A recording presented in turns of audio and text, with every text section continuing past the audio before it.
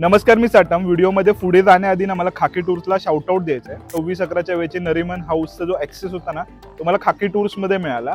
काय झालं माहिती आहे का, काला घोडामध्ये ना हेरिटेज वॉक नावाची एक कन्सेप्ट आहे. त्या अंतर्गत खाकी टूर आहेत ना, वेगवेगळे वॉक्स त्यांचे जे चार्जेबल असतात ना, ते त्यावेळेला फ्री असतात. मी मौके पे चौका मारला, निंजा टेक्निक वापरली, पास मिळवला आणि असं 2दा मी नरिमन हाऊसला भेट दिली होती, जेणेकरून मला माझा अभ्यास करायचा होता.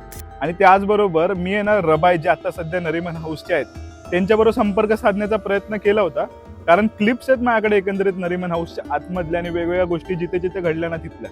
पण मला ना इन्सायडर ॲक्सेस तुम्हाला द्यायचा होता, पण ते काय अनसक्सेसफुल झालो मी त्यामध्ये.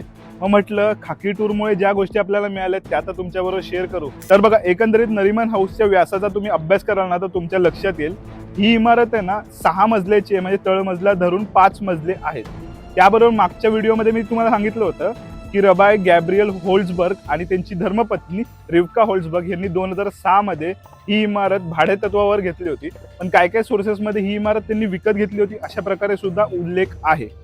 त्यानंतर बघा, एकंदरीत ह्या इमारतीबद्दल सांगायचं झालं तर आता तुम्ही एकंदरीत हा जो परिसर पाहताय ती त्याची टेरेस आहे. कदाचित तुम्ही त्यावेळेला हल्ल्याच्या वेळेला व्हिडिओज पाहिला असाल किंवा आताही जर सर्च मारलात तर तो एक आयकॉनिक व्हिडिओ येतो ज्यामध्ये कमांडोज हेलिकॉप्टरमधनं खालती उतरत आहे दोरीच्या साह्याने.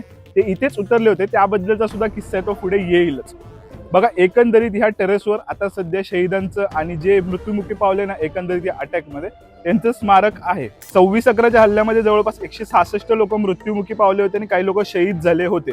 त्यापैकी 29 लोक आहेत ना ते विदेशी नागरिक किंवा फॉरेन कंट्रीचे सिटीजन होते.